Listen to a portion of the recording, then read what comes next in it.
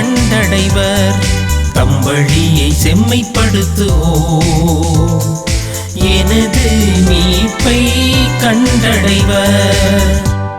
நீங்கள் கொண்டு வரும் பலிகளை முன்னிட்டு நான் உங்களை கண்டிக்கவில்லை. உங்கள் எரிபலிகள் எப்போதும் என் முன்னிலையில் உள்ளன. உங்கள் வீட்டின் காளைகளையோ உங்கள் தொழுவத்தின் ஆட்டுக்கிடாய்களையோ நான் ஏற்றுக்கொள்வதில்லை.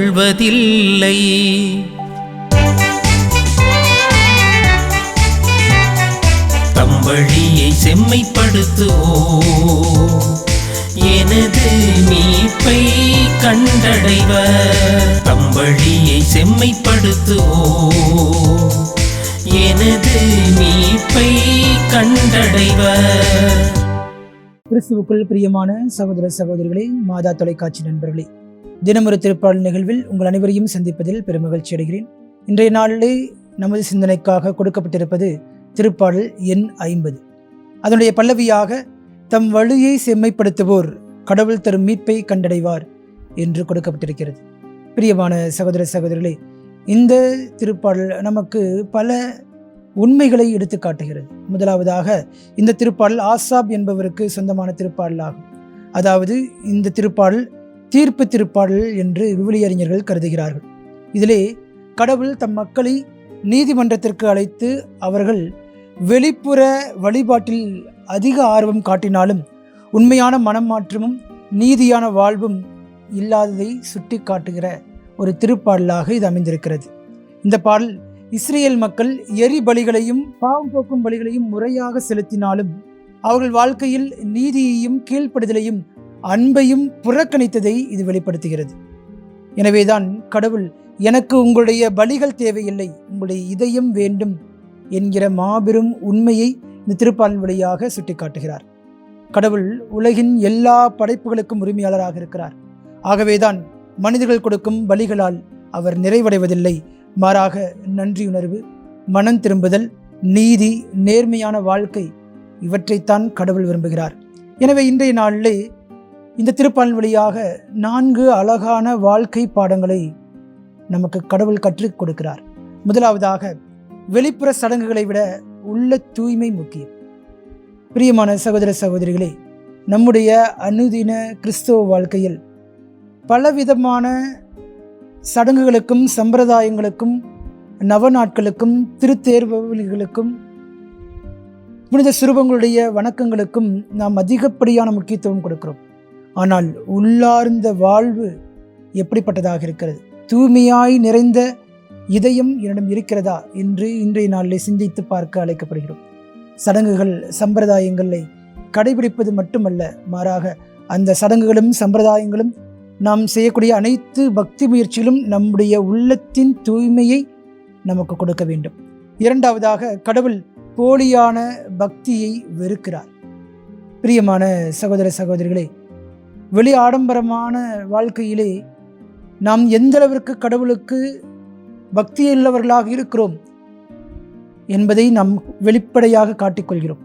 ஆனால் அந்த பக்தி முயற்சிகளும் அந்த பக்தியும் போலித்தனமாக இருக்கிறதா? கடவுளுக்கு தேவை பக்தர்கள் மட்டுமல்ல, மாறாக விசுவாசிகள், உயிருள்ள சாட்சிகள். அந்த உயிருள்ள சாட்சிகள் வாழ்க்கையினால்தான் பிறப்பெடுக்க முடியும். எனவே கடவுள் போலித்தனமான பக்தி முயற்சிகளை விரும்புவதில்லை என்பது இந்த திருப்பாடலுடைய இரண்டாவது கருத்தாக இருக்கிறது. மூன்றாவதாக, நீதியான வாழ்க்கை முறைதான் உண்மையான வழிபாடு என்பதை இந்த நாளுடைய திருப்பாடல் நமக்கு மூன்றாவது சிந்தனையாக கொடுக்கிறது. அப்படி என்று பார்த்தால் நீங்களும் நானும் எத்தகைய வாழ்க்கை முறையை வாழ்ந்து கொண்டிருக்கிறோம்? நம்முடைய வாழ்க்கையிலே நீதிக்கும் நேர்மைக்கும் உண்மைக்கும் இடம் இருக்கிறதா? அல்லது எல்லாரும் போகக்கூடிய அதே பாதையில் நானும் பயணித்து கொண்டிருக்கிறேன் என்கிற மனநிலையில் நாம் வாழ்ந்து கொண்டிருக்கிறோமா? நான் என்ன அவ்வளவு தவறு செய்து விட்டேனா? நான் என்ன அவ்வளவு பாவம் செய்து விட்டேனா? நான் என்ன அவர்களைப் போல குற்றம் செய்து விட்டேனா என்று சொல்லி நம்முடைய தவறுகளையும் குற்றங்களையும் பாவங்களையும் சமரசம் செய்து கொள்ள முயற்சி செய்கிறோமா? இதுதான் இன்றைய நாளில் நம்மிடம் கேட்கப்படக்கூடிய 3வது கேள்வி. 4வதாக, மனம் திரும்புதலே மீட்பிற்கான பாதை. வாய்ச்சொல்லில் மட்டுமல்ல, வாழ்க்கையில் நீங்களும் நானும் அந்த மனம் திரும்புதலை நம்முடைய மீட்பின் பாதையாக அமைத்து கொள்ள வேண்டும். ஒவ்வொரு முறையும் என் பாவமே, என் பாவமே, என் பெரும்பாவமே என்று சொல்லி பாவ மன்னிப்பு வழிபாட்டிலே நாம் ஜெபிக்கிறோம். ஆனால் அந்த வழிபாடு, அந்த வார்த்தைகள் உண்மையாகவே மனம் வருத்தப்பட்டு மனம் திரும்புதலுக்கான ஒரு அடையாளமாக இருக்கிறதா என்று சிந்தித்து பார்க்க இன்றைய நாளுடைய திருப்பாடல் நமக்கு அழைப்பு கொடுக்கிறது. பிரியமான சகோதர சகோதரிகளே, வேடமான ஒரு பக்தி முயற்சியை கடவுள் விரும்புவதில்லை. நாம் ஒப்புக் கொடுக்கக்கூடிய பரிகார பலிகளை கடவுள் விரும்புவதில்லை. மாறாக உண்மையும் நீதியும் நேர்மையும் அன்பும் நிறைந்த முழு மனித வாழ்க்கையை கடவுள் விரும்புகிறார். இந்த சிந்தனையை மனதில் கொண்டு இந்த நாள் முழுவதும் கடவுளுக்கு ஏற்றவர்களாக வாழ முயற்சி செய்வோம். மன்றாடுவோமாக. என்றும் வாழும் எல்லாமுள்ள இறைவா, இந்த அருமையான நாளை கொடுத்ததற்காக உமக்கு நன்றி செலுத்துகிறோம்.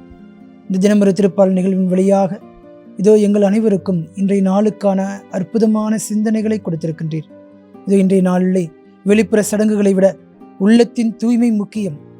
இதோ நீர் போலியான பக்தியை வெறுக்கின்றீர். நீதியான வாழ்க்கைதான் உண்மையான வழிபாடு, மனம் திரும்புதலே மீட்பிற்கான பாதை என்பதையெல்லாம் சிந்தித்து பார்க்கிறோம். இத்தகைய சிந்தனைகளை கொடுத்ததற்கு நன்றி கூறுகிறோம்.